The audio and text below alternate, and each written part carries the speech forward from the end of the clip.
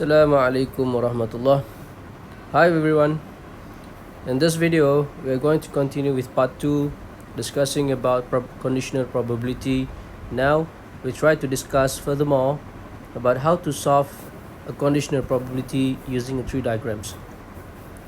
Basically, a tree diagrams consists of a number of branches that illustrate all the possible outcomes of a sequence of experiments or events, where each event can occur in a finite numbers of ways. So remember that in these tree diagrams, we can find the probabilities using multiply along the branches and added between the branches. So let's consider these tree diagrams to represent the formula of the conditional probability. If you can see from these three diagrams, we have two events. Okay, the first events will be representing for A and A complements, and the second event, it's coming from the branches of A, which is representing of B and B complements. And if you can see from this tree diagram as well, the branches of A and A complement, the end of the branches, okay, we write it as a A and A complement, and on the branches we write the value of the probability of that event. And if you can see that, so we have the first branches, which is probability of A and probability of B given by A. Okay, so this is actually the formula of the conditional probability. So this is actually the value of conditional probability of B, whereby A is given. And if you can see from here, we have a probability of B complement, whereby A is given. And we also have a B given by A complement when A is given. And we have a probability of B complement where A is given. So this is all of these four value of probability is known as a conditional probability. So from these three diagrams, we can say that if we multiply along the branches of A and B, for example, this one, so this will be equivalent to the intersections of between these two events. So for example, we would like to find probability of A intersect by B, so this will be equivalent to PA multiplied with B given by A. So this probability of B given by A. So the same thing here, if I would like to find probability of A intersect by B complement, this will be equivalent to PA times with B complement given by A. And this is also the same, probability of A complement union by B is equivalent to probability of A complement times with probability of B given by A complement. And lastly, we have a probability of A complement intersect with B complement. This will be equivalent to probability of A complements multiplied with probability of B complement given by A complement. So in order to find the probability of B, in this case, so we're going to add up these two values. Okay, so these two values, okay, in order to find the probability of B. So therefore, from these two diagrams, to find the probability of B, this will be equivalent to PA times with B given by A plus with probability of A complement times with probability of B given by A complement. Now let's start to solve example 6 using tree diagrams. Let's try to read this question first. A bag contains 8 balls, 5 yellow and 3 red. A ball is drawn at random without replacement. Another draw is made. What is the probability that the both balls are red? B, that the balls are not of the same color. So from these questions, we can see that the words of are drawn at random without replacement, it means that the probability that involved here is a conditional probability. So let's try to draw a tree diagrams from this example. to illustrate example 6 in the T diagrams, let's consider the R1 will be representing the event that the first drawn is a red, and Y1 is the event that the first drawn is a yellow. So we have a 3 diagrams here, which the first and the second branches will be represent for the R1 and Y1.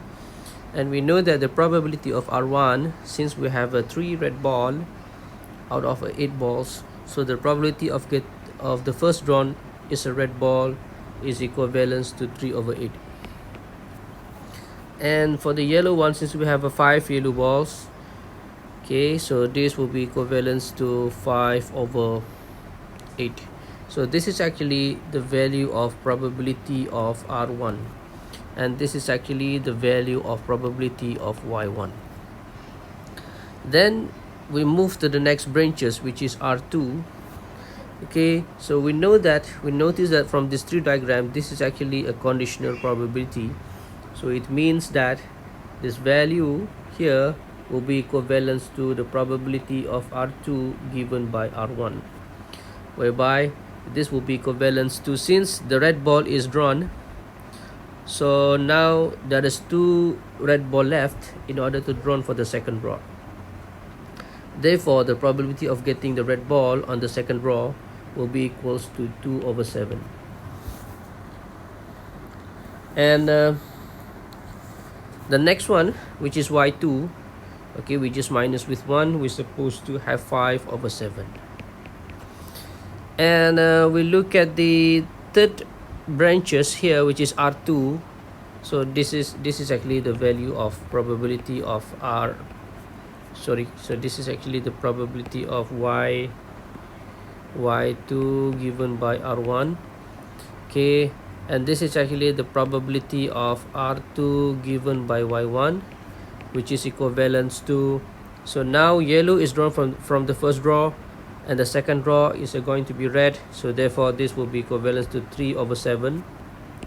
Okay, so 3/7, and minus with 1, we're supposed to have 4/7 for probability of Y2 given by Y1, which is equals to 4/7.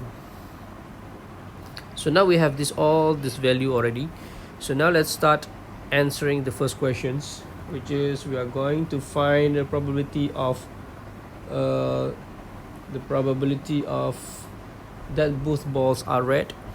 Okay, now for A, we are looking for probability of both balls are red. So therefore here we are looking for the probability of R1 intersect by R2. So in this case, in order to find this intersections value, if you still remember the formula of the 3 diagram, so this will be equivalent to 3/8 multiplied with 2/7, which is, this is actually equivalent to, after you calculate this, you're supposed to have 3/28. Okay, so this is supposed to be 28. And for B, in order to find the probability of that the balls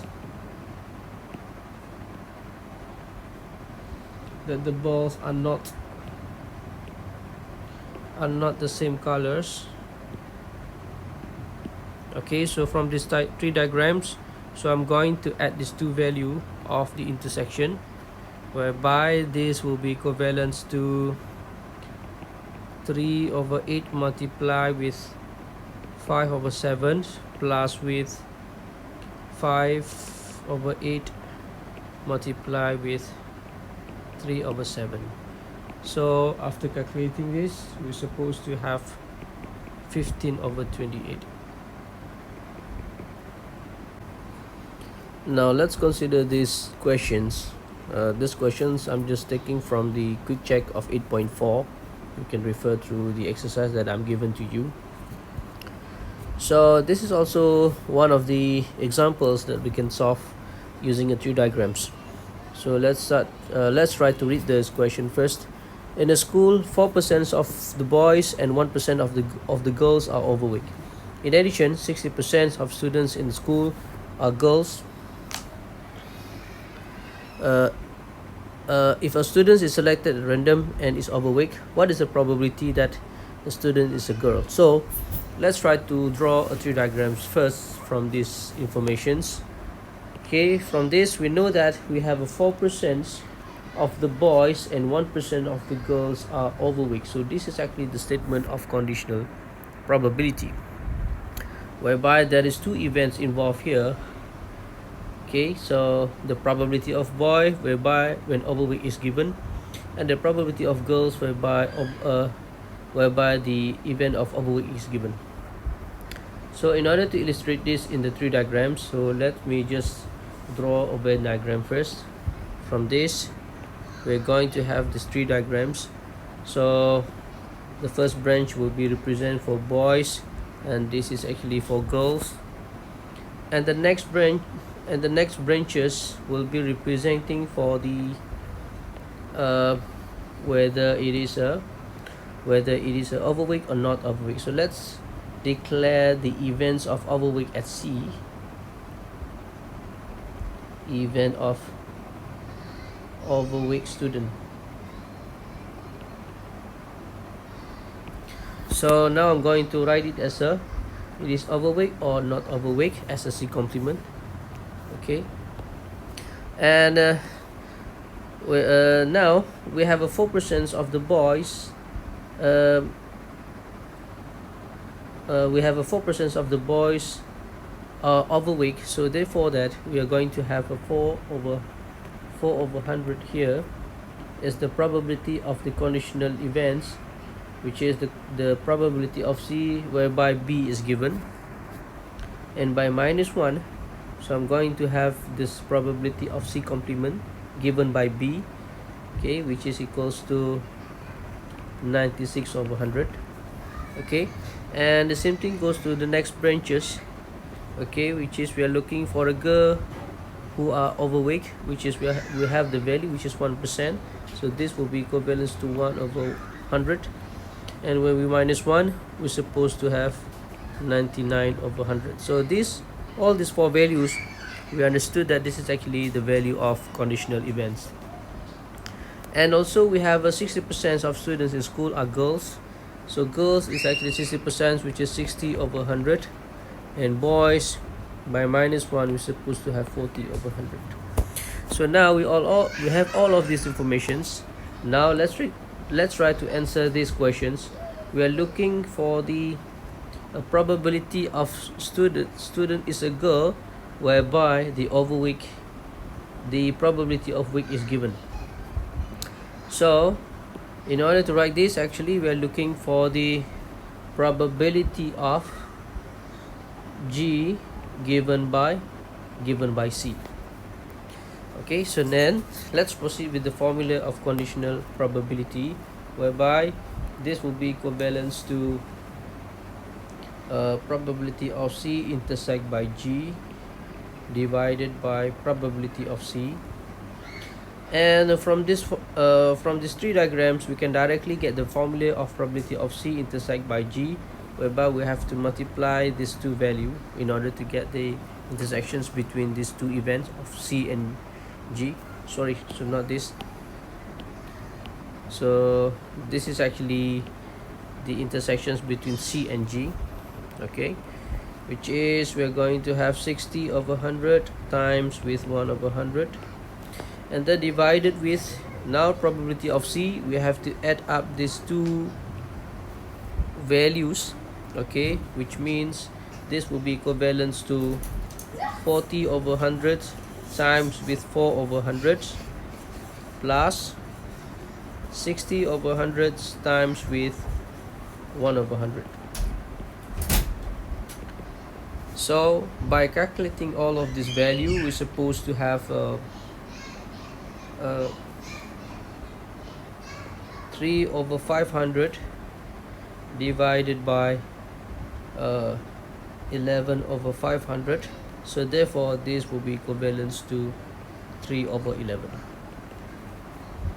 So now the probability of of the student is a girl, whereby the overweight is given, is equivalent to 3/11.